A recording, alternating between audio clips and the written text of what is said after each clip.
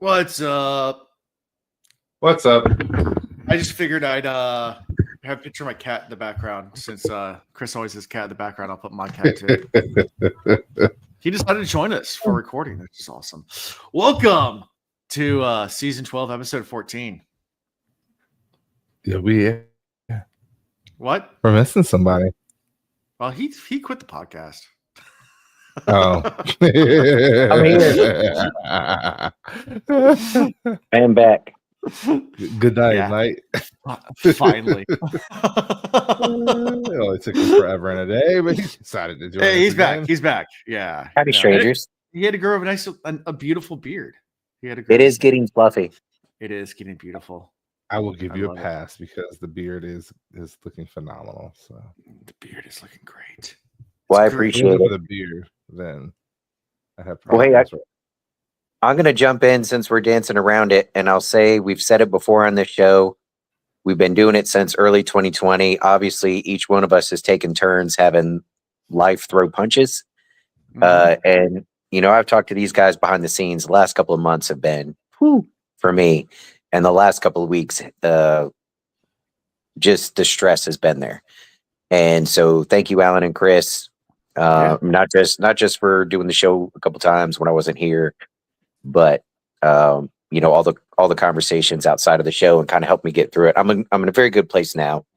And maybe not tonight, but one of these nights I'm going to share some of the epic story that is Ian just Making it back to the us. stories keep coming, you know, but anyways, things are good and I appreciate y'all and I love y'all and thank you. Ian So, who? Yeah. Ian who? Yeah, Ian who? new Just new Who is this guy? podcast. Who dis?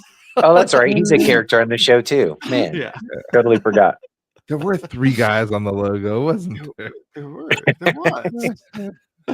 Oh, good times, good times. Well, I got really no announcements, so I guess we'll just start talking about personal life. Life's life. We found today, so you know we're in the middle of construction. Half of our house is torn to pieces right now. I mean, literally, it's just like gutted, and there's just bare walls, like no drywall, just framing up. And we get a phone call from our contractor today saying our project manager, he showed up to office today and there was a note on his desk and the keys to our house.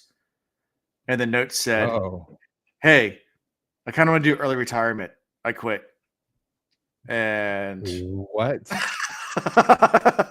it's like halfway through the project of my house. I'm like, so the contractor called me. He's like, yeah, so we're going to get a new project manager out there for you. So he came by today, the new guy. He's actually more thorough. So maybe we actually go faster now.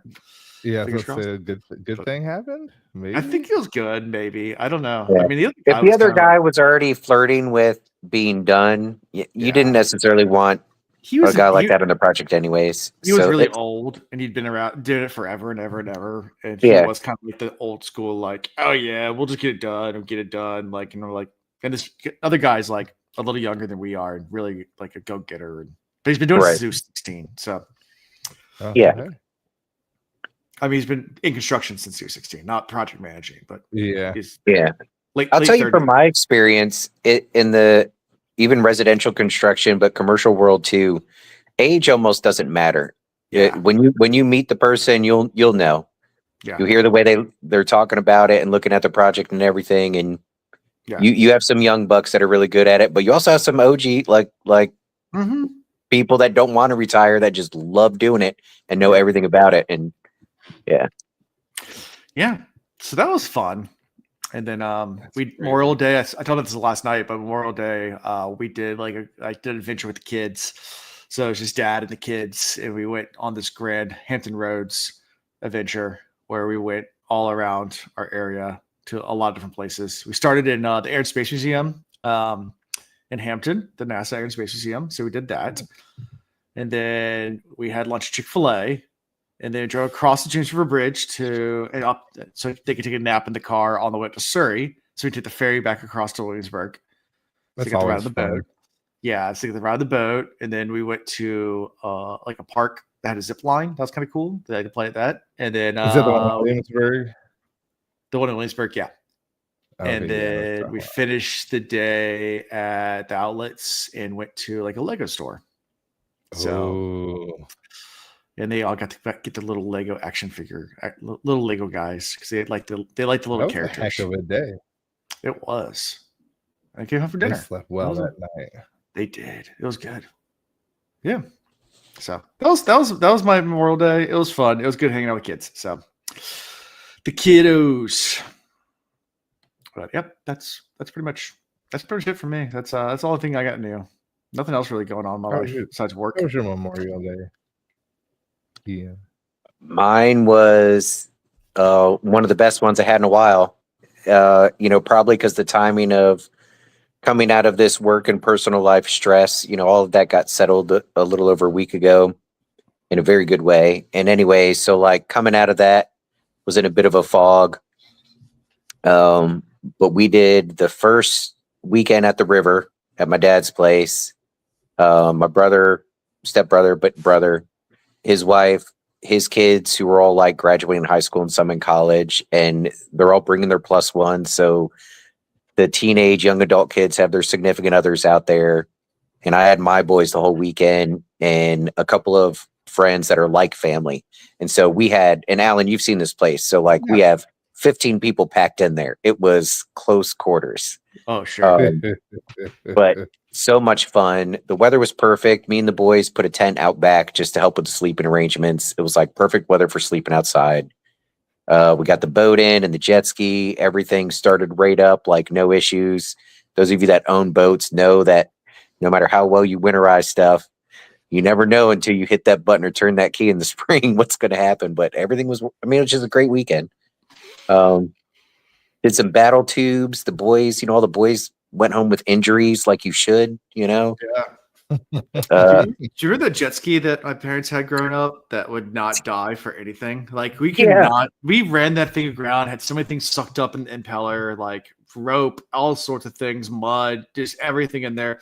It went through a hurricane where it was underwater. Literally, it was underwater for 8 hours straight. The entire jet ski was tied up to the pier, and the pier went underwater for 8 hours because the water got so high. Yeah. And we drained it out. Hit the button and started right up. Like, this thing will not die. I think that's the craziest thing. My dad's jet ski is a 2008. He bought it brand new in 2008. It's 2025. Yeah. Jet skis don't last like that. No, but my dad takes care of his stuff. But we got lucky with that one. Yeah. So it's not normal. Jet skis last that long. Yeah. And I still, when I take it out, I'm hot dogging. Like I'm trying to break it and spinning it out and like, jump and wake and everything. And you remember everything we did with the jet ski that my parents had. I mean, we tore it through the pieces. It still would run. Like, all right. Do you remember we were zipping across and one of the army boats was coming down? Yeah. And I was like, let me hit the wake on this. This was pre 9/11, so we used to play chicken with the military. So back then we got a little close to it. They let you like run right up on them, and they were just laughing, and they'd all come out and watch you and like cheer you on. Nowadays, you'll get guns pointed at you, but back then, when we were kids, I do remember. I went to zoom towards the wake. Now, most boat wake in smaller boats, you could see the wave coming up behind it. And so you know what you're getting into. But this one, by design or because it's size or whatever, like I didn't really see any of the wake waves as I'm pulling up behind it. I just saw kind of like two lines behind it. Well, this one just created a giant cavity. Like you went down 5 or 6 feet and then shot back up. And I didn't know what else to do. And I was trained when I was young, when in doubt, throttle out. So we hit the bottom. Alan's on the back holding on to me going, no. And I squeezed the throttle. Bro, we launched vertical straight up in the air. I swear I looked over to the guys on the back of the boat and they just have their jaws are dropped looking at us. And I was like, this is not going to end well. Alan and I both like flew off of it. And yeah. Too young. No, my back couldn't handle that these days. No, I would need to be rescued, but we survived that one. Oh yeah. So let's say y'all are here with us today, so clearly it didn't kill you. We made it. Yeah, there's several times where we should have been dead. That's Tavirian. Anyway, see, look, cats tonight. There's Chris has a cat. I have a cat. Yeah, my cat's not jumping around. It's sleeping. He's being lazy. He's just on the floor somewhere. Kenobi. Yeah. He's I like, know don't your wake me cat's like, up. leave me alone. Yeah, but that's pretty much how my cat is all the time. Oh, wait, I got to throw one more thing in there. Yeah. My 15-year-old had not seen Game of Thrones before, so we started watching it together. He still has to finish it up, but once I started, I had to rewatch it again. Nice. It's crazy how much overlap there actually is with these books. I mean, I know we talked about it early on, and maybe Chris was a little more aware as we've been going, but there's a lot of themes, pretty similar. Well, I mean, there's nods to Wheel of Time within the Game of Thrones, the books. Yeah. But yeah. Yeah, big time. So, Oh. and then I was disappointed in the final season all over again, and still we don't have the actual written. At least they at least they got a final season. Too soon. Too soon. I was literally just about to go into that. Like, I cannot believe. I didn't want to talk about it. I believe Amazon did this to me. Now there is rumor that somebody else may pick it back up. That's rumor mill right now. I need somebody. Chanel made the best suggestion. She's like, why don't they just make it into movies? Yeah. Yeah. I mean, you'd have to have like 6 of them or 10 of them. Yeah. After watching Arcane, I just want everything made like Arcane and just be the anime style because Arcane is so good. Me too, yeah. And that'd be so much cheaper and so much easier. Yeah. Have you seen Arcane? I don't know that I have. No. On Netflix? I haven't. Go watch Arcane. You will not be disappointed. It is so good. Let me go ahead and add it to my list now. That way I won't forget. Yeah. Netflix. Like it's done extremely well. Arcane is awesome. It's animated, but it's done just really good. Yeah. So fun times. But yeah, we'll see. We'll see if it gets picked up somewhere else. I mean, iWatch still trying to do their thing. So our Red Eagle Entertainment, whatever you want to call them. They'll still try to keep something going forever and ever. So there'll be new stuff coming out, just even if it's crappy stuff like they did before, because they want to keep the rights and Sue Harriet. Okay, I'm not going to get too much of my soapbox about that company. But they were involved with the show too. I mean, because they still own the rights. So it's anyway, we'll see. All I know is I need that show. I need it to be finished. At the same time, I'm like, I don't want them to ruin anything from the book for me, but I don't think if they it were went on going a new platform, they'd have to do like a hard reboot too. I mean, it would be tough. I mean, I know some people have done it before. I mean, I know, like, for example, The Expanse was finished on Prime. Like, it's been done before where a show gets canceled and gets finished elsewhere. It's rare, but The Expanse did a great job doing it. I mean, so where you see it started on the Sci-Fi Channel and got cut after 2 seasons. I think it was the 2nd season, and then Amazon picked it up for the rest of the show. But that doesn't happen often. But it's going to happen this time. And Disney picked up when the Star Wars franchise finished Clone Wars. I mean, that got cut too. So there's been times where, I don't think one of the rare things with Star Wars that Disney did a pretty good job on was wrapping up Clone Wars. Andor's been great. Andor, well, okay, yeah. Andor's been good. That's true. And Mandalorian's decent. I'm thinking more like the movies. Well, I guess it all plays in, but the movies, I don't know. Well, Rogue One was great. Was Rogue One before Disney? I can't remember. No, you know what got me? I was watching episode 6 with Ronan the other day. He just felt like putting it on. I was like, heck yeah. And I forgot that if you stream that on Disney now, they have all these extra scenes that clearly do not fit in, like computer animated aliens dancing, and it's like I just skip over that. It ruins it. It ruins it. Pulls you out of it. Yeah. Well, I won't watch it then. Yeah, you can't find the old ones anymore. Like, it's not on streaming platforms. You have to go find the old VHS to find the original Star Wars.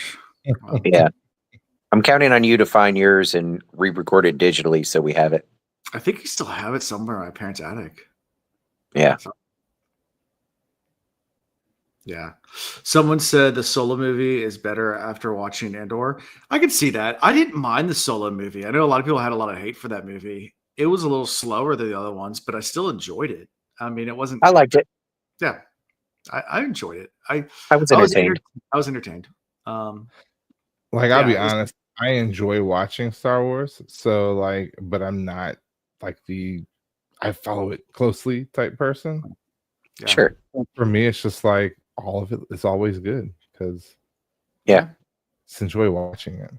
I mean, I might be a big fan of Star Wars. My cat's name is Kenobi. Yeah. He's a Jedi cat. Obi-Wan Kenobi. He's sleeping right now. Meditating. He's meditating. Yeah. Summoning the Force. Trust the Force. Yeah. Chris, what's going on with you? Let's see. We saw Mission Impossible. Ooh. This past weekend. It was good. We really enjoyed it. Are they still doing it? Still a winner? Yeah, this is number 20,000. Like, I've enjoyed everyone. They're catchy. Like, there's not been a one yet that I have not sat down and thought this is going to be interesting, and it was. It was really good. You know, he still does a bunch of really cool stunts, and you know, the storyline is kind of easy to follow, but at the same time, we're not there for the storyline. We're there for the action, and they definitely have it action packed. And it was there was a couple sad moments, like there always are. They wrapped it up in a way that they could do another one if they wanted to. Mm-hmm. I don't think they will, but they could. Yeah, they probably will. I mean, be honest. I don't know what they would do it on. I mean, and I'll watch the next one too. How many times did they say they will stop making Fast and Furious movies and then they make another one? I don't know what they're on now. I mean, when you have people in space and cars, that's when you know you've gone a little too far. But there is a car in space, so like it's accurate. There is actually a car in space. Oh, I don't think I realized that. Yeah, there's a Tesla. Yeah, SpaceX launched a Tesla and put Tesla in space. Yeah. That doesn't count. Yeah, I mean, if you see how much space junk is around our Earth now, it's insane. You ever watch those videos? Like, it's kind of bad.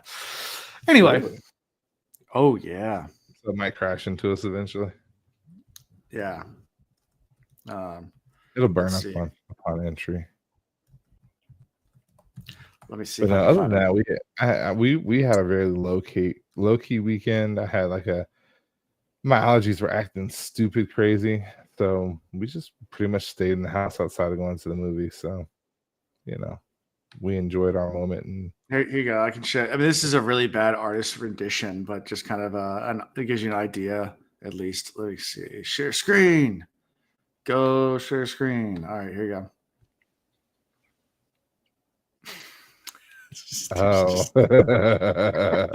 Just junk. Oh yeah, lots of space junk. Lots of space junk that we put up there. Is that what it's saying? Yeah. It's just all pieces of like old satellites and just stuff. And then the amount of satellites we're launching these days is just insane. So like, there's just so much satellites. Aliens are going to drive by and be like, "Oh, that's a trash planet," and dump their trash on us. We don't want to go there. Oh, spoils area. Yeah. You know, it just reminds me of Hitchhikers guy when they come over. They're like, "Yeah, like we put the notice in the intergalactic post office, like only 5 light years away. Like, did you guys not go to the post office and look at the memo? Like, it's been posted for 100 years. We're gonna destroy your planet now. It's slated for demolition for a while. Yeah. Yeah. Did you guys not go read? Posted notice. Yeah, Hitchhiker's great. Anyway, you guys ready to talk about some Wheel of Time? Sure. Legends. Let's do it. 34 Legends. It was okay. All right. What do you say? I said it was okay. Chapter at the end. Oh, this chapter's great. There's room to talk about Game of Thrones crossover. Yeah. Is there? Especially the final episode, you know, where Tyrion's talking about, like, you know, all throughout Game of Thrones, we're talking about what is power, and power is armies, and power is the politicians, and power is this, that, and the other. And at the end, he's like, the power is in the story. And the story's about all of us. And that's why he picked Bran the Broken and his awesome story, and why anyways. Yeah. So there's hints of that here. There's hints of that. But we start with Matt studying the map of True Stare, because they're planning to do this crazy plan to go in there and figure out who's distributing all these pictures of Matt and Perrin, and they need to have a plan for a rescue in case of emergency. So, Matt starts coming up with all these crazy stories. Yes, they're gonna ride into town with a shaking fist. But they all have their characters, and Matt has these elaborate backstories, and of course they're all like half taking Matt seriously. In fact, not at all. Yeah. They're all just kind of joking around, like, "Okay, Matt, you're not a story. You're a legend." And then Tom's like, "Several of the soldiers will be your apprentices," and he's like, "He's too old to be an apprentice." He's like, "Yeah, I'm too old to be an apprentice." He's like, "Oh, you can be an apprentice at any age. Just come on, take the script, read your script. You're gonna be the apprentice." He goes, "And you left your aged aunt to come." And it's like, why would I be the bad guy? At least my aunt. That doesn't sound honorable. Like, I want an honorable character. And you're gonna be a warder. He's like, "You know, I can't sing. Why would you make me sing? Why would I leave my aged aunt?" It almost feels like if this was like cut out of It's Always Sunny, it'd be like this is like stereotypical It's Always Sunny in Philadelphia episode. Hilarious banter. Yeah, just banter going back and forth of people arguing about the roles. I mean, and Matt's super wound up, like putting this all together and put a lot of time into it. I'm not gonna lie to you, I was amped for it. I was like, this is gonna be awesome. Like, this is gonna be a fun next couple of chapters. I don't know where the titles go with these chapters. But for them to take on these disguises and to go in with the plan, Matt actually has a plan for once. He's like not taking his life, with luck. He's got just these ideas. He's going for it. And we even have Tall Mayonnaise as a warder. Like, this is just going to be fun to watch. Yeah. Yep. And then after all the stories are told, Matt's like, "All right, I need to go head out of camp to go check with Eludra about the dragons. And the supply requirements and everything like that to make the things that she's making." I do need to add before we leave that section. I was telling Alan before we started recording, I had to catch up on all the chapters I missed because I didn't just miss recording. I missed reading the chapters. So I was listening to everything today at 1.5. And if you want to be really entertained with this chapter and Matt going through his descriptions of everybody's characters, listen to it at 1.5. That joke was hilarious because he's just flying through it, and then people were like, "What?" It was really funny. I still listen at 2 even when I have time. Yeah, that part was hilarious. Yeah, it is. It always. Was. Yeah. So Agin and Bale are also with Eludra. Bale's acting as a bodyguard. They are talking about making the dragons, and the numbers of supplies they need is quite staggering. And Matt's like, "I don't know how we're going to afford all this." And he's like, "Hey, what do you know about crossbows?" And she's like, "I blow things up." Like, "Why are you asking about but you make things, right?" "I blow things up." You got to get somebody else for that. Somebody else to get that. That's not, yeah. And this whole interaction was interesting to begin with because, Matt had shown a pure interest in Eludra's work. And Eludra liked the fact that he showed an interest in her work. And then they were showing an interest in each other in an awkward, low-key kind of way. And Eludra just kind of followed Matt through all of this. And then Matt gets married. Yeah. So it's also a very cold, when talking about the work, Eludra is excited, but then she's also very demanding. These are the things you said you would do for me. You have to do them now. I need this.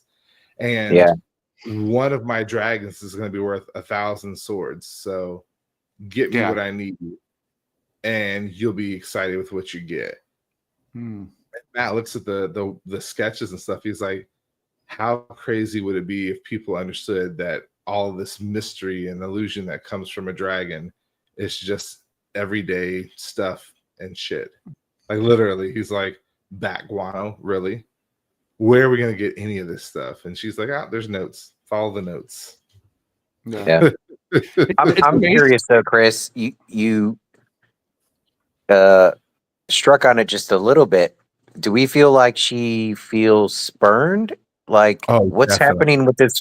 What's happening with this relationship? Is Matt at risk of cheating on his wife at some point? I don't see that happening, but I could see her hoping it would happen. I could see him. Well, I guess that would be him cheating on his But wife. she Him doesn't. having She doesn't just- seem like the desperate type. Like I don't feel like she would cross that line now that he's married, and I No, don't I think don't Matt think would so. either. No.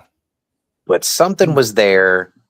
I think she was definitely hoping for something more. Maybe Matt did too. I don't know. Yeah, I mean, he kind of admitted it. He was like, you know what, I realized this is going to be awkward. Mhm. Like there'd be no reason for it to be awkward if there wasn't something in mind, at least from one of them. Right. Or you know what? No. You know what? No. No. Yeah. I hope it's nothing so awkward where like allegiances change or like she finds some See, reason to and that- supply the dragons to someone else or Now, see, that's what I know is not going to happen. She's Yeah. too loyal for that. She's too good of a person. Like, agreed. just because she felt, I'm not going to use the word led on by Matt because he never really led her on. There was just a connection that they'll never get the chance to explore. Yeah. Yeah. And I Gosh. say that also knowing that, well, what we know comes up, like Tuon, I'm not going to say married Matt out of convenience, but married him out of necessity because that's kind of what the foretellings that she has had have kind of led her to. So Yeah. I don't know. There's much love in that relationship. So who knows where that would go?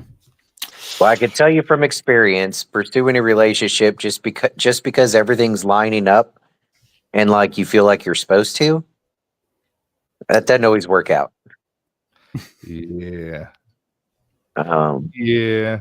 There, you got to have room for that. What I used to call factor X, that thing you can't explain, the thing you can't put into words or writing, that reason where you're just like, she's the one or he's the one just because, and you know it, but you can't say it. You got to have that, you know?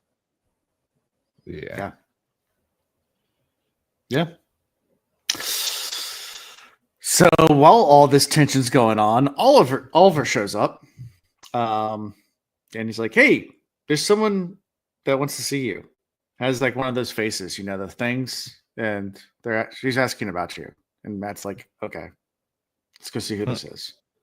They also talk about how ugly Oliver is, which is kind of messed up. Yeah, I think it's funny. They said it's an endearing look for an ugly little kid, but that's going to cause problems for him when he gets older. I was like, damn, they couldn't written him any better. Like, oh man, just the knife talking about my childhood again. You know, like, That's oh, messed he was a cute kid, and then he grew up. it's probably a good thing he is learning the sword. We've all known those kids that look busted when they were young, and then they make it through puberty, and you're like, "Oh, wait a minute, that's a handsome dude, or that's a good looking woman." Like, where'd that come from? Oh yeah, you never know. Yeah, you don't. But the way they did it, they did my man Oliver dirty. I was like, every 90s movie, it's a girl with like glasses and a ponytail, and then she takes her ponytail out, takes her glasses off, and it's like, oh my god, she's now the hottest girl in the world. But with a personality, because she had to develop one with that ponytail and glasses. It's literally every 90s rom-com. It was. Yeah. That's true. Or they finally show up for the competition with their makeover, and everybody's like, "Whoa, who is that?" My favorite ones with J-Lo in it, because even when they try to make her look ugly, she looks beautiful. Yes. What was the one where she was the maid or whatever, and early on they try to make her look rough because she's this hardworking maid. They don't have much. Yeah, and I was still like, I would. She could be my favorite maid. You can't hide that. There's no hiding that. We know how she started her. Yeah. So after this, Matt goes. Yeah, my wife knows that I have a thing for J-Lo. For her, for J-Lo. So yeah, that's what it is. We can appreciate beautiful things. There you go. Oh yeah, my wife knows if I got the chance. I would say. You would stumble over your words and then go back to your wife all giddy, be like, I said hi to her and she looked at me. Yep. And Chanel would pat you on the head and go, there now. I'm so happy for you. You got 2 words out. Yeah, pretty much. So Hmm. yeah, so Matt follows Oliver to the gates, and the newcomers are Varen and her warder, and Matt's just like, Is Varen a dark friend? Do we remember Varen being a dark friend? She just has dark no, friend vibes. she's No, I dabbled with the idea, but after this chapter, I don't think so. Yeah. I think just wanted to she be like was this guy hilarious. today. When Matt came out there, she just called him out. She's like, "Well, it's your fault I'm here. Yeah, This all makes sense now." And he's like, "What?" And she goes through the whole story of like Teferi. being the brown that she is, Yeah. like deducing whose Taverness is pulling her where and in what direction, and like following it like a compass. And yeah, like Yeah. She's like, It was every time I pretty try funny. to travel to somewhere else, like something would happen, like the inn caught on fire, and like and a leak broke in the room, and then it's like, and then even when I tried outside, like someone come and interrupt me, and like, and finally until I quit trying to go, and then I finally could, like, I had to stop trying, and just do the Poor old fashioned, thing. yeah.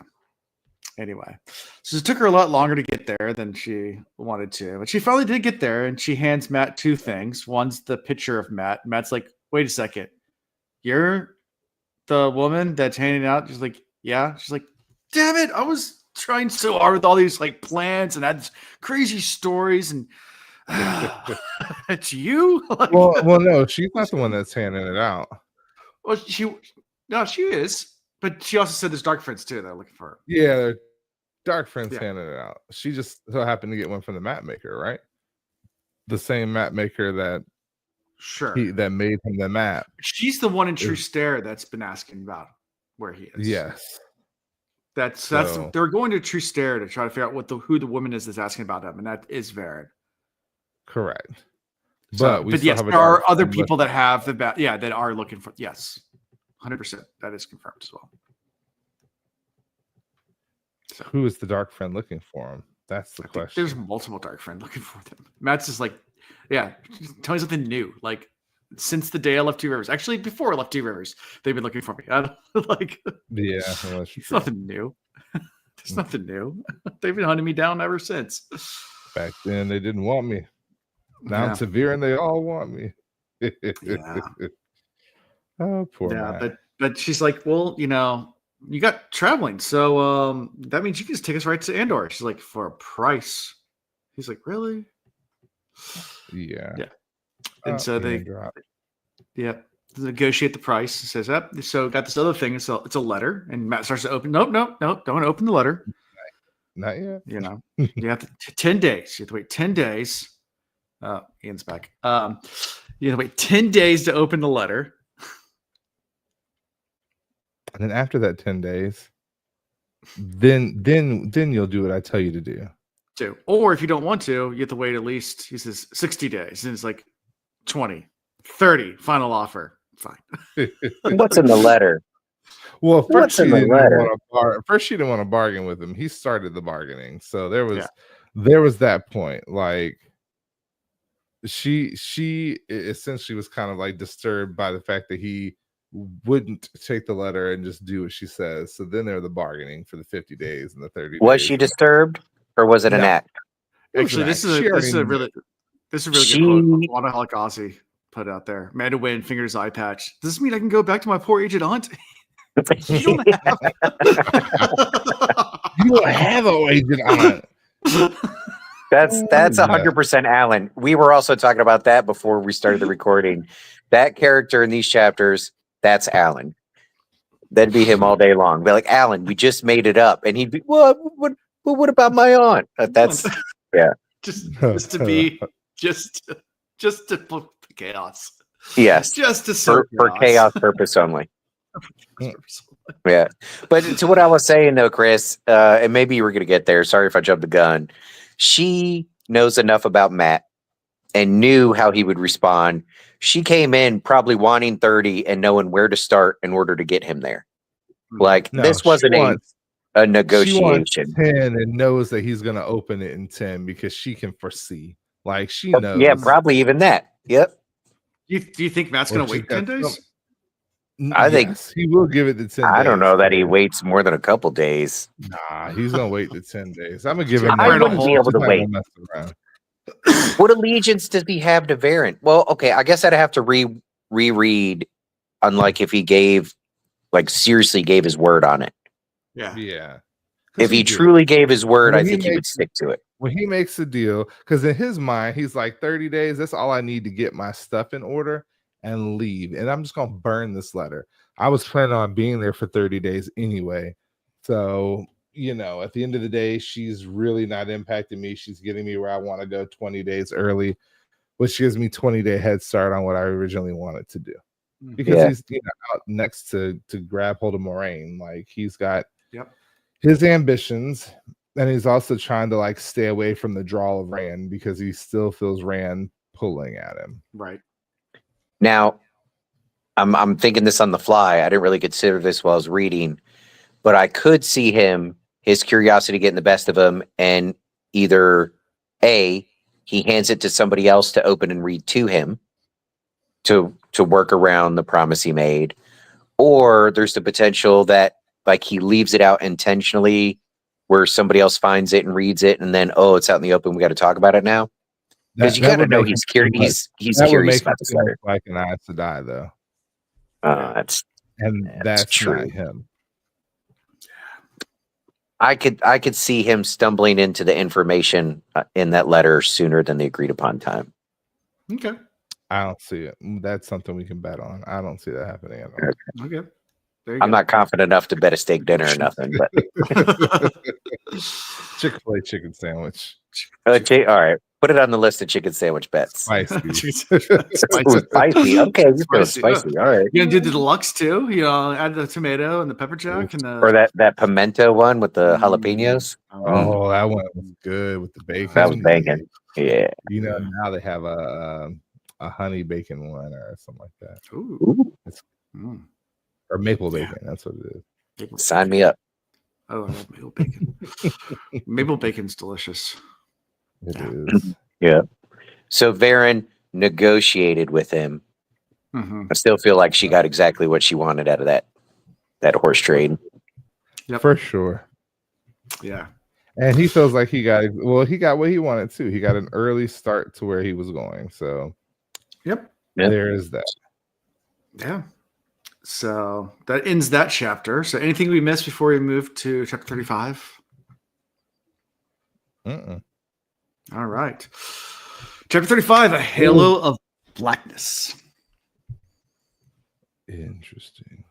You missed it when these chapters came up. I knew we were going to have really fun chapters. I just didn't. When I saw the death of Tuon, I was like, "Where's Ian? Where we need him?" Yeah. Like this could be the moment where Matt gets triggered and goes off the rails. And first I had this just thought process for a moment, like we could actually lose Tuon. I'm like, wait a second, that can't happen, not yet. Yeah. We need I considered the worst case scenario, but I thought it was more metaphorical. Yeah. And I know we're not there yet, but yep. So we start with Rand, and he's just entered into Falma. And he thinks about his previous visit, about his wound he got, and also this is the first place he killed someone. And he's talking with men about it. First time he killed somebody with a sword. Mm-hmm. Yeah, because he couldn't use his powers, and happened to kill a man who owned a heron marked blade. Yep, correct. He's like, so that makes you a blade master, right? Or, he's like, nope. There's no witnesses. He goes, why does that matter? It's like, the whole reason of wearing the hair mark blade is because you're showing off to people. So it's So it's kind of worthless to have it if you can't show off about it. Yeah. Poor guy. You ever randomly do something cool and look around real quick to see if anybody saw it? I said literally nobody's looking. He's talking to Nynaeve. He's not talking to Min. Min's not there. Yeah, he's talking. Nynaeve. Not Nynaeve. Sorry. We know who you meant. Yeah. Min's too afraid of him at this point, which is kind of sad. Right. Yeah. Yeah. Yeah. Well. Yeah, but even Rand is understanding of it. Like he mentions, he totally gets it, assumed it would happen. I mean, how do you go through a trauma like that with somebody and like, no matter the situation, how do you not Sure. feel the negative effects of it? Yeah. Yeah. Yeah. Well, and he kind of, I'm not going to say he got what he was asking for, but she now is staying away and he doesn't have to beg for it. So she's keeping herself safe. Yep. And so, I mean, it's kind of a win-win for him in his mind. Yeah. But yeah, anyway, Yep. I keep derailing ourselves. Yeah. We're at Falma. He acknowledges the memory. Acknowledges the memory. Then he walks up and sees Tuon sitting up there and realizes the chair's on equal level with her. He's kind of surprised, but he still reaches into his pocket, feels the access key, and feels nauseous as he actually seizes the power. Just it flows into him a whole bunch, and he walks up. And then we switch abruptly to Tuon's point of view. Yeah, well, there was a little kind of important. Go ahead, because you're going to say it. So there's a little important back and forth between him and Nynaeve. Yeah, and him talking about how he's got to at least grab and hold a little bit of the power, so they can't get the jump on him and shield him, and his refusal to be captured again. Yeah. Yep. And so. But I think this is important because he's saying this out loud, and this plays into some of Nynaeve's thought process moving forward in these chapters of how, oh shit, Moraine's not here anymore, Cadsuane's not there anymore. Someone needs to be. Well, she has to figure out what she needs to be to stay close to Rand to help him. Right. Not we can get in that later. It's not necessarily manipulating or controlling like maybe Cadsuane was doing more. She was thinking about more of the role Moraine played, and anyways, but the fact that Rand is opening up to her, I think Rand he's showing some of that vulnerability. Maybe consciously he doesn't want to come out and say, I need help. But by doing that, like he is looking for help. Why else would he share stuff like that? Right. Like, oh, this is the first place I killed a man with a sword.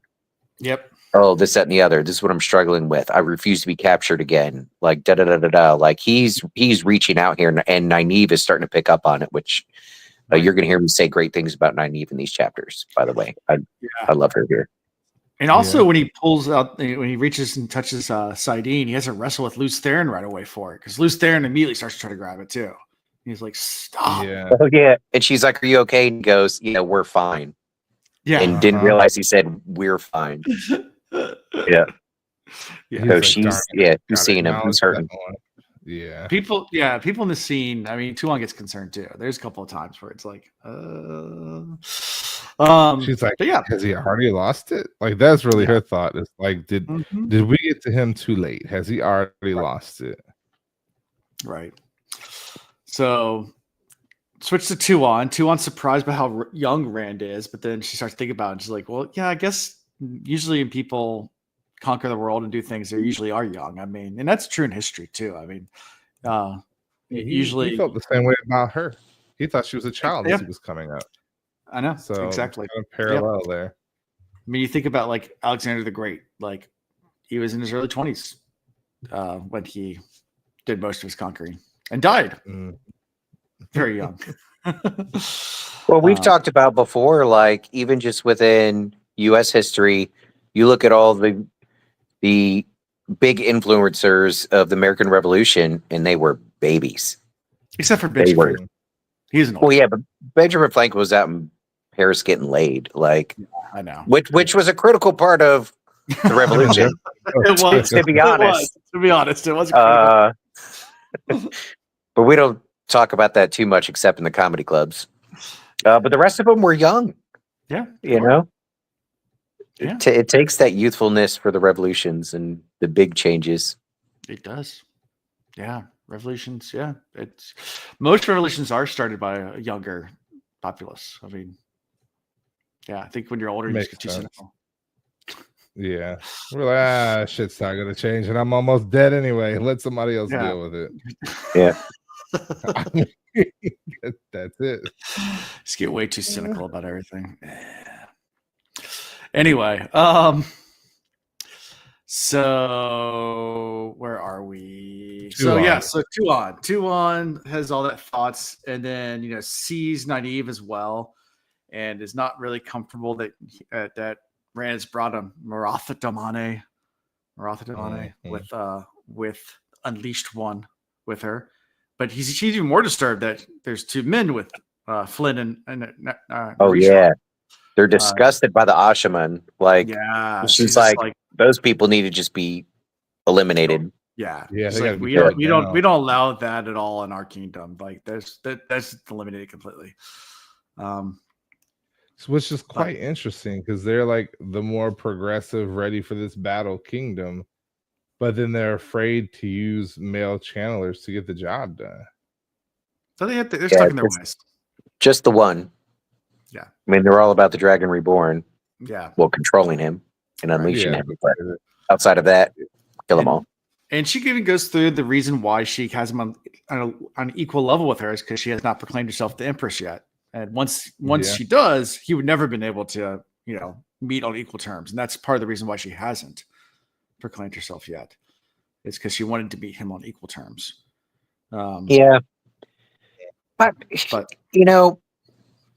I guess we got to try and look at it from both perspectives because you got two cultures colliding here. I will say I liked the way Rand played all of this. And I think it's kind of Tuon and her people that need to pull their head out of the rear end and realize that maybe their history, it's not just, maybe they're better at understanding the history of how they got to where they're at, and they're disappointed that other people forgot. Right. But she needs to come to terms with, there's no way what they think the future is supposed to be is absolutely the 100% right way. Am I saying that right? Yeah. Yeah, no. It's like you could make a case that we did a better job remembering, but you can't make a case that you're in a better position to know the future and how things have to happen. Yeah. Well, she makes a case saying that basically she got over here and she's expecting to find a united lands, getting ready for the last battle, and finds a bunch of squabbling in different places. She's like, yeah, we need to bring you guys to submission because you guys aren't ready. But even here, Rand goes, no, you're right. We kind of fucked up. Yeah. Like, he's trying to be like, no, you win that point. You win that You're point. not wrong. It's like, I'm trying to unite us. Like, that's what I'm working at. It's like, I want peace. And she's like, okay, that's fine. We can do that. You just bow before me and you serve bend me the knee. And bend the knee, and then we'll do that. And Rand's like, I might actually agree to that, but we're getting rid of these leash things. You're not going to leash women anymore. We're done with that whole thing. And Tuon's like, no, that's not how this works. And Rand interrupts her, and she's like, everyone's like, guards are trying to like draw swords. One of them starts to grab his sword. It wasn't once. He interrupts her twice. He's like, no. And says no twice there. Like, no, that's not how we're doing this. This is not a point I'm willing to concede on. Like, you will not keep on enslaving. Well, he even makes the point. He's like, I don't need this infinitely. Like, what you do when I'm dead is up to you. I just need to make it to the end, and I need your army to make it there. Right. Yep. And let's back up a little bit. I know we're not doing it on purpose, but we're talking about it as if Rand was negotiating with her. Right. If you go back and listen and or read, Rand was not negotiating. He didn't say like, we need to make peace, like we need to negotiate this peace. No. Like, she said something like that, and he was like, no. He's like, there will be peace between you and I. You don't understand. I'm saying that is so, and this is the way it's going to be. Right. He was somewhat come to terms with it. Right. He was somewhat polite about it, as far as, compared to how he's been acting recently. Sure. But he was very direct and not negotiating, really. Yeah. Mm-hmm. But then she brings up Matt, kind of pulls out that bat card. Yeah. Well, she thought it'd work in her favor. It threw him off a little bit, but he was like, Matt? My boy Matt? What you know about Matt? Then she played it a little too far. Well, and then Nynaeve chimes in like, "Don't you talk about Matt like that?" It's like, "How dare you talk to Dawn of the Moods?" And it's like, she's like, "I'll talk about it if I want. Matt's my boy, and if you got if you got anything to say about Matt, you need to be. He saved my life. Like, Matt is the most honorable. Yeah, he smokes, he drinks, he gambles, he fools a lot of women, but he's got a golden heart." Yeah, and Tuon, her best comeback is, but he kidnapped me. And Rand goes, all right, Nynaeve might be, a little rude there, but actually everything she said is 100% true. Right. And if he kidnapped you, there was a reason. You probably deserve that shit. So let's move on with the conversation. And Tuon's like, wait, what? That was Like, my favorite part. He's like, if he kidnapped you, it's with good reason. yeah. And just straight up moved on with the conversation. He dropped that and was like, all right, now let's get back to what we're talking about. 100% matter of fact. Yeah. So you need to call off your attacks. You sign this treaty, and she actually finds herself as he's going through, like, basically not even terms, just this is what you're gonna do. The Taviran pull starts really like tugging at her, and she's almost like she wants to. He obey. like stands up over top of her, and she even sees that black aura around him. Yeah. And she's sitting there like trying to find a reason not to. And she even, I guess the way to describe it is like every time she tries to think of a reason not to, it just melts away. She knows there's reasons, but she can't even think, of reasons to say no. But then she just musters up enough energy just to say no. Like, What? Okay, so what are we supposed to think of that? What power does she have to be able to resist the greatest Taviran? That's what I'm saying. I was about to say the same thing. Like, how can Taviran be overcome unless she's got? Is she Taviran herself? Is she Taviran, or is Taviran really drawing on the power? Like, are all these guys actually drawing the power? Is it a version of compulsion? Maybe. That the Taviran don't even know they're doing? And that's a great question. It would be one hell of a pool of compulsion, but I don't like thinking that maybe she just had strong enough willpower and character to overcome it. I think it has to do with culture, and like everything in their prophecy says that it has to be this other way. And so she knows in the back of her mind, everything she's been taught her entire life is to say no to this, but she still feels like she's supposed to say yes because of the Taviran pull. But like everything she's ever learned is that, like, no, he's supposed to kneel to the Empress. Like, that's what their prophecy says. I mean, the sea folk culture, they're the masters of the art of the deal, and some of their best deal makers caved instantly to the Taviran-ness. Like, I don't know. I'm not like upset about it, but I feel like there's more to her than just strong willpower, because I don't like to think that you could just have strong willpower to. So also the way that resist the Taviran-ness? Taviran works is not necessarily your will. Like, that's why people die around you too. It's the will of the pattern. So like, true. So it might not. Yeah, so it might not be actually. Yeah, so there's more nuance to it. If we're leaning towards that, then considering the outcome, we have to accept that the pattern doesn't necessarily want or need what Rand is demanding. So Rand might have it wrong also. Right. But being that she was this close, maybe what's supposed to happen is they've almost got it, but they're both wrong. I don't know. Maybe it's Matt that pulls it out of one of the two of them. True. I mean, we have to realize that Matt's the wild card, and we don't know whose side he's ultimately going to be on, because even Tuon like has some pity for Matt because she really does love him, but she's got to do what she's got to do. I don't know about she loves him. She cares about him a lot, and she's becoming more and more impressed by him. What is he looking at? What is he laughing at? Me? Did we see? Yeah, you. Oh, you're talking to me? I was talking to my wife. Sorry. Oh, okay. You made me feel like I had said something you thought was funny. Oh, no. Sorry. She walked in the kitchen. I can understand that. Yeah. There are moments where my wife pulls all of my attention too. Yeah. It happens. It do be like that. It do be like that. Anyway. Yeah. So after all of that, it finally they agree to disagree, that they are in an impasse, and that there is not going to be anything that's going to be solved. And Rand turns his back to the Dawn of the Nine Moons and walks away. Doesn't even look back. Just walks away. It's like, fine, I'm done. It's like, this conversation's going nowhere. Kind of crazy, because he had this big elaborate goal, and now it's just like, okay. Oh, I was like, really? That's how this is going to end? Like, that just felt so unfulfilled to me. I just didn't like that. Rand doesn't have time for at that. all. He doesn't have time, energy. Yeah, I don't know. I All know that it. build up to that. It felt weird, but it still felt appropriate. I couldn't imagine Rand like fighting her, a physical fight, or using the power, or getting angry. Like that's not the type of person you let see your anger in a moment like that, because then they got you. So Yeah. I mean, how else would you have ended it, Chris? Without her caving, how else could you end this interaction? You're right. There really couldn't have been a way for it to be ended. I just didn't like the way it ended. That's it. Yeah. I didn't So like it it. was. I didn't care for it. Yeah. There was no payoff. You're not wrong. It was a little disappointing. All this work, and this is where we ended things. This Also, I feel but also very- there is something negotiation, or we want to call it negotiation, of being the first one to be able to walk away. That's a huge power play too. Like, Correct. usually the one who wins is the one who walks away first. Like, that's well, did he win? He kind of set. To be determined. to be determined.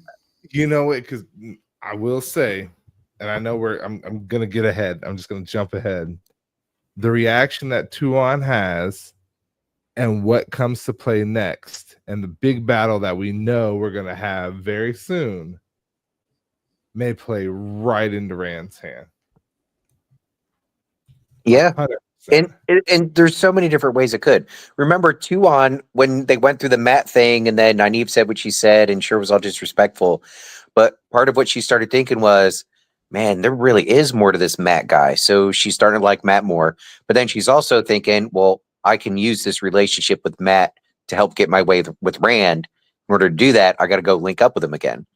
So I could see her seeking Matt out. And then when she shares a little bit of this with Matt, Matt's going to be like, no, B, you need to effing do what Rand's saying. Like, I don't think you understand. So she might go after Matt to try and help her against Rand, but I could see Matt getting in the fray and helping Rand. Maybe like what you're saying, being that piece that finds the compromise between the two and makes it click. We shall see. I hope. At the same time, I'm like, I don't know. I mean, she's more stubborn than any Aes Sedai we've run into yet. Oh yeah. I mean, like next level. She is. This is that Machiavellian, like, absolutely convinced that your way is the morally superior way, and you don't even need to have reasons to justify it. Like, just in her mind, this is the correct way. And that's a dangerous kind of stubbornness, self-belief. Yeah. So we shall see. Yeah. Which brings us to the next chapter.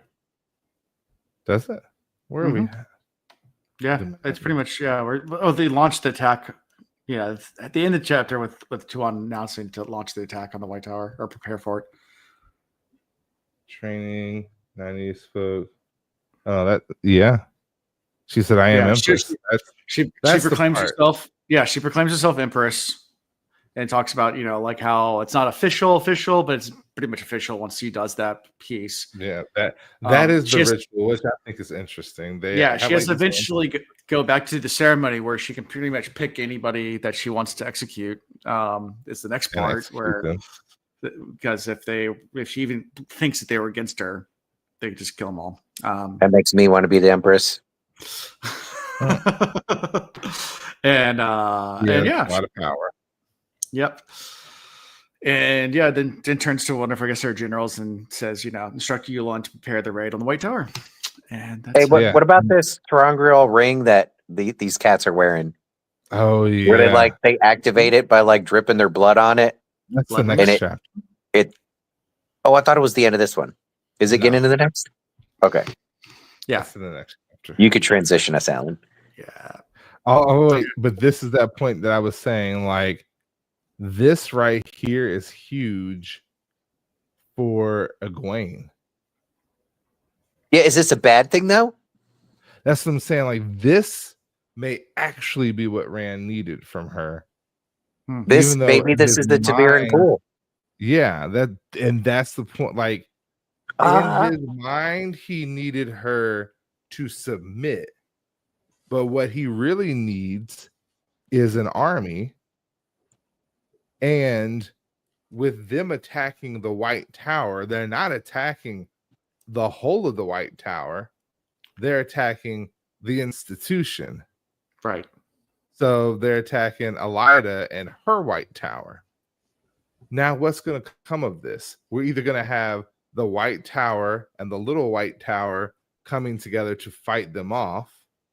Which Or I think that's a strong possibility. Remember, that's the politics that Egwene's been pushing. Like, y'all, we got to come together. So I like that one. Or we have the White Tower watching the Little White Tower, watching the big White Tower getting attacked. We have them accepting any refugees in under their rule, which is under Egwene. And Egwene taking all of the refugees and all of her Little White Tower back to Rand. Either way, them attacking gives him his Aes Sedai. Yeah. And I feel like enough of them are going to do enough damage to Tuon's people.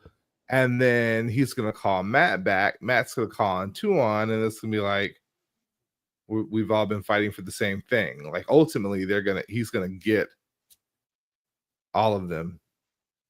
Yeah. Now, I can see it now. I do feel like there's going to be this moment of him going so insane that Tuon brings the suggestion of control of some way, a male Dom. Yep.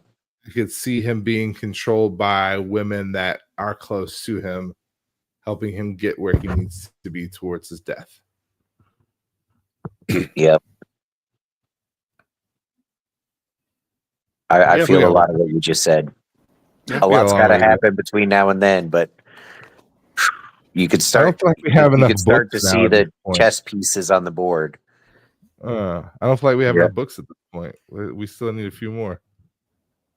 Yep. Okay. Yeah.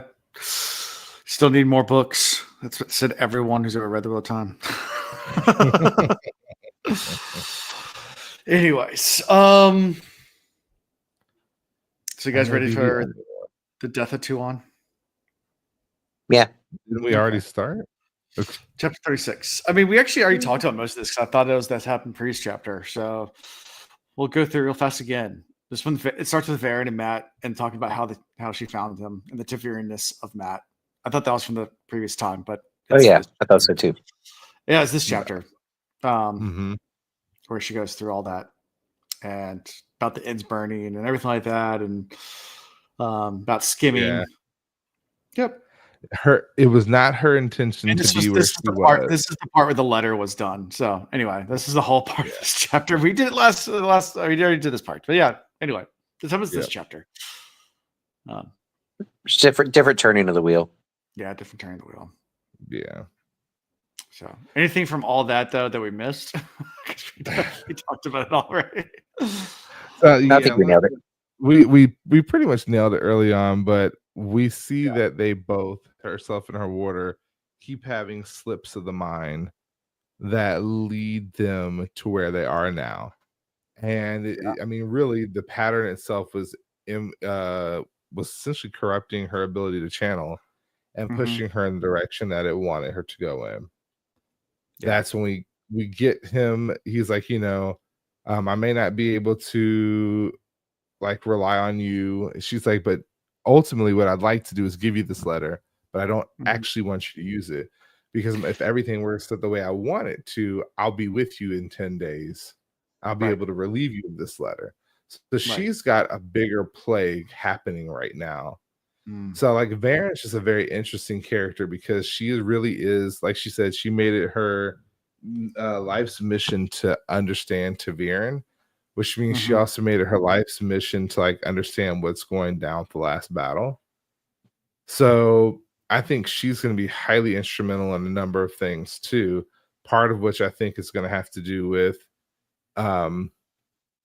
Tuon and Matt.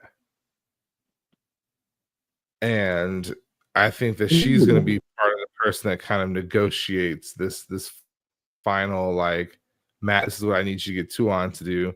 Tuon, this is what you need to do, and I know you don't trust us women that channel, but I'm telling you, all the signs point this way. So, I didn't think about her getting involved in that. My only hesitation there is like something dramatic would have to happen here for Tuon to even have a conversation with Varen. Well, I think she's gonna do it through Matt. Yeah, working through Matt. Yeah, if Varen's kind of pulling Matt strings, I could see that a little bit more. Yeah. I mean, outside of that, we get back to Tuon. We do get back to Tuon where she's blessing the blood knives. Or Fortuna Alpindra, is that how you say it? Fortuna. Her name is Fortuna now. Fortuna Tuon is dead. Major. When I saw Tuon is dead, I thought, oh man, Ian's gonna be so pissed he missed this last chapter. Because when we saw the titles, I was like, oh, is this finally the trigger for Matt? Is this where Matt goes off? Like, does Rand go back and end Tuon, and then Matt's like, you killed my wife who I didn't even get to love, and then he goes berserk? Yeah. Mm-hmm. That'd have been nuts.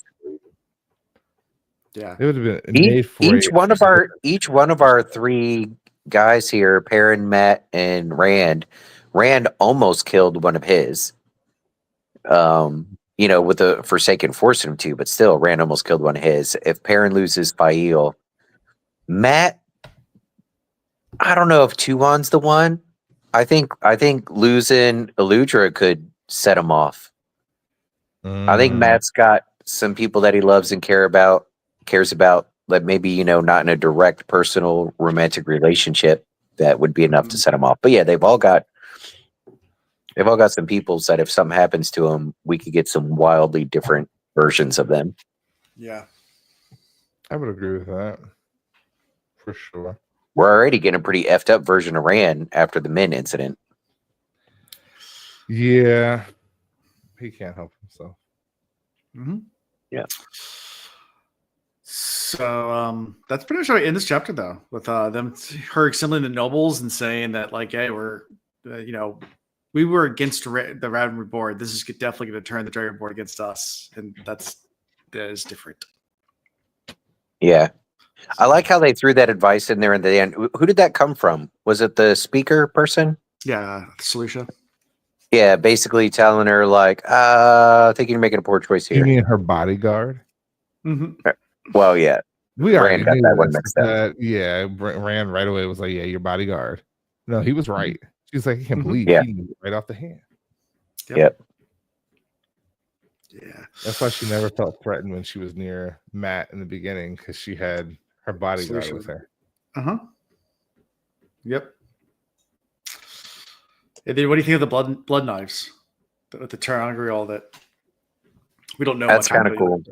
Yes, I think her whole group here is pretty dope. Like, so first and foremost, they won't acknowledge the fact that they're using the one power. Mm-hmm.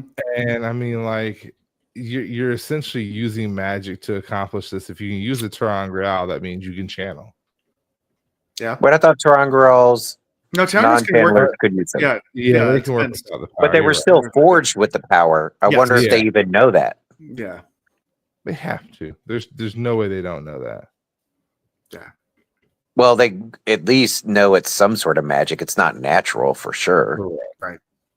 Yeah. The fact that there's so much animosity towards the magic in general is just like, why? It's just like the Germans with the magic stick, that they had no idea how it worked. They still know how it works, So the Germans, when they first started brewing beer, you would have to stir the batch with the magic stick, and otherwise it wouldn't make beer. And years later, because of science, we found out that actually that's because yeast cultures were growing on this said stick. So when you stirred it put yeast into the beer, which made the beer. So if you stirred with anything else, it didn't make beer. But if you use the magic stick, you get beer. So that's historically they didn't know what yeast was. They just knew there was a magic stick, and that made the beer. Had no idea. Yeah. Learned something new today. And Alan made it sound like just a couple of years later, but it was many, many, many years later when they've realized it wasn't a magic stick. Yeah. We're talking generations. This stick was handed down. Yeah. How disgusting. Yeah. It's kind of gross, but at the same time, you can't clean the stick because if you clean the stick, you kill the yeast. That's part of the process. Yeah. Old, dirty, gnarly stick that they just stir the beer with. But otherwise, it wouldn't make beer. Because if you don't put yeast in there, it doesn't make alcohol. Well, anyway, good for them. Fun times. Yeah. Fun times. So, yeah, any other final thoughts? All right. Yeah. So, favorite character? I'm going to grab Nynaeve. And I'm even including some of the chapters before this where I missed recording and what she's trying to do to set herself up to be there for Rand. I don't want to say controlling or manipulate or make him do anything, but she's trying to be there for Rand. And then, I got a little teary-eyed in that moment where both her and Rand are sticking up for Matt, but the way she jumped in there to Tuon sticking up for Matt, I was like, damn. Because in real life, for real, when you're hanging out with your friends and they say nice things about you, that's one thing. But when you got people that are sticking up for you when you're not around, those people are few and far between, and that's love right there. So, like, I pick on Alan and call him a dark friend, but if Alan ain't around and people start giving Alan shit, I'll be like, first of all, just because you're right doesn't mean you can say that. No, I'm only kidding. His family gets to say that. Yeah. No, but seriously, like, y'all are kind of friends where, I wouldn't even know what the story is. And I'd be like, y'all get my friend's name out your mouth, friend. Yeah. Yeah. Agreed. I'll give it to Mandawin for wanting to go and get his aunt, and wanting to take care of his aunt. Yes. Well, what about my aunt? What am I on? She needs me. She's not well. Let me go home. And I'm going to give it to Fortuna Major because she's here now. She's the Empress. Here. She's the Empress. She wristed the Ta'veren. And not only that, she is finally doing what we all wanted somebody to do. She is going after the White Tower. Yeah, I'm pretty excited about it. I know maybe I'm not supposed to be, but I'm like, yeah, go get them. And so what made it even more exciting was Alan was like, yeah, we have to have a live listen at some point. It's the next this week. It's this week. So yes. I have to pick out this week. Yeah. So this is the week. These 2 chapters coming up are no joke. We're doing 2 chapters, and we're gonna have to figure out time to do a live reaction to them because they're both fantastic. Chanel chapters. quite literally looks at me and she's like, yeah, you're gonna hate the speed of the book moving forward. I'm like, oh no. She's like, no, you're gonna hate it because it's gonna be so good. You're gonna want to keep reading or keep listening. And guess tough. what? You're not gonna here we go. Like, that was that comment. I was like, oh, that's cruel. She's like, yeah. She's like, you're really gonna hate it. About to hit that booster. Uh-huh. And we know how it happens at the end of every one of his books. It's like you're here, it's like Apollo's chariot. You get the little drop and then the big drop. Yeah. And we got the little drop just now, and now we're about to get the big drop. Yep. So 2 chapters next week. Chapter 37, A Force of Light. And chapter 38, News in Teleranriad. Ooh. And we're gonna have to do a live reaction to those 2. Okay. Nice. Those don't even sound like battle chapters. I mean, maybe news from Teleranriad, like, oh, we're under attack. Somebody come. But no. Interesting. That could be a Perrin and Hopper chapter. But we also we have Dark Friends. Force of Light is such a fucking good chapter. Yes. Well, we have Dark Friends that know that she's in.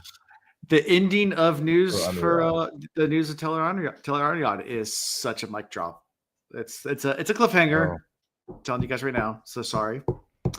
That's what we're gonna do it live to make sure you don't go forward.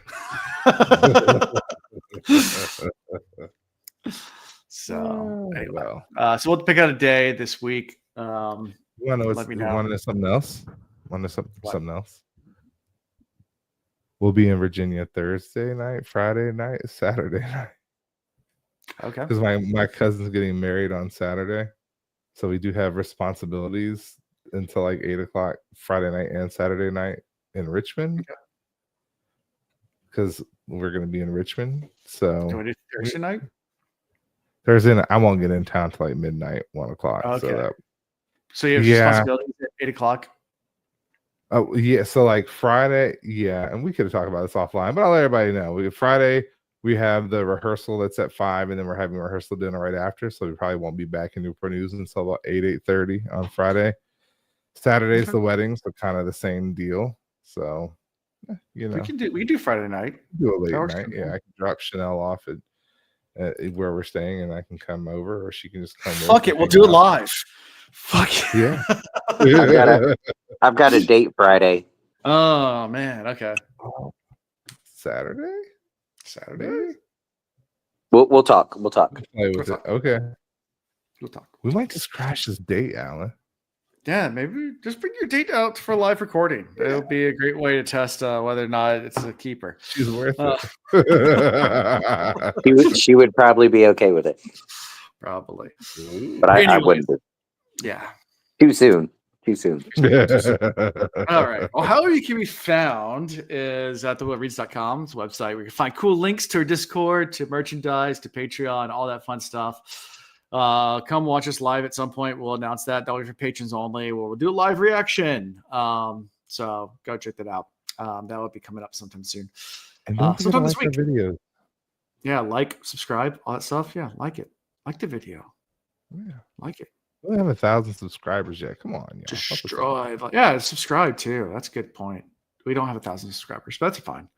We do on our podcast platform, but not YouTube. But anyway. So anyway, that's all the things I got for this week. So until next time. Okay, bye. Thank you for watching The Wheel Reads. Until next time.